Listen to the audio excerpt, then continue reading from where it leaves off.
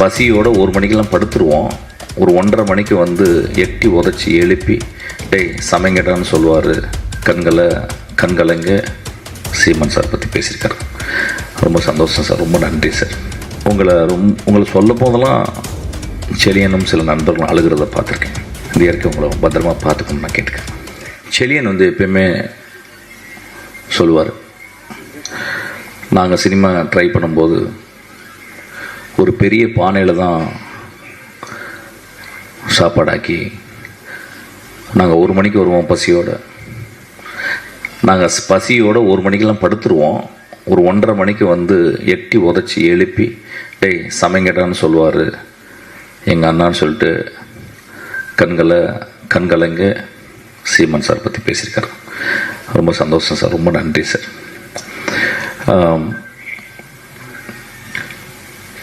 உங்களை சொல்ல போதெல்லாம் செலியனும் சில நண்பர்களும் அழுகிறத பார்த்துருக்கேன். இந்த இயற்கை உங்களை பத்திரமா பார்த்துக்கணும்னு நான் கேட்டுக்கிறேன். ப்ரொடியூசர் வரும்போது சொன்னார் நட்பு அப்படின்னாரு. வேறு துறைகளில் நட்பு இருக்கான்னு தெரியல, ஆனால் சினிமா துறை மாதிரி ஒரு நட்பை போற்ற ஒரு துறை உலகத்தில் எதுவுமே கிடையாது.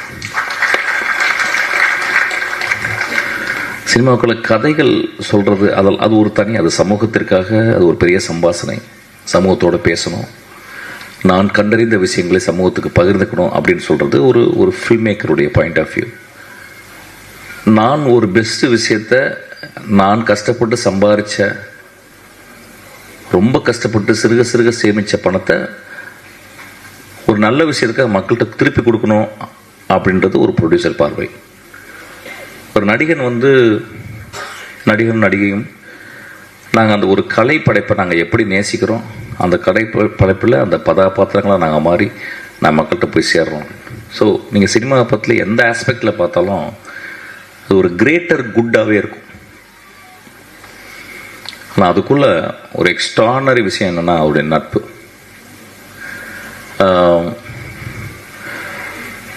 எவ்வளவு பிரச்சனைகள் இருக்கும், நம்ம வெளியே உட்காந்து காசி பேசிடுவோம், அவனை பிடிக்காதுன்னு சொல்லிடுவோம், இல்லை ஒரு மேடையில் விமர்சிச்சிருவோம். ஆனால் அவங்களுடைய ஒர்க்கை அந்த நட்பு எப்பயுமே விட்டு கொடுக்காது. அவங்க அதை சிலாகிச்சு தான் பேசுவாங்க. எனக்கு அவர் பிடிக்காதுப்பா, ஆனால் அவன் பயங்கரமான ஃபில்ம் மேக்கர் அப்படின்றாங்க. எனக்கு அவர் பிடிக்காதுப்பா, ஆனால் நல்ல படம் மட்டும் எடுப்பான்னு சொல்லுவாங்க. ஸோ சினிமா வந்து ஒரு பெரிய நட்பு சமுத்திரம் தான் அது. எனக்கும் அஜயன் பாலாவுக்கும் அந்த மாதிரி நட்பு தொடர்ந்துக்கிட்டே இருக்குது.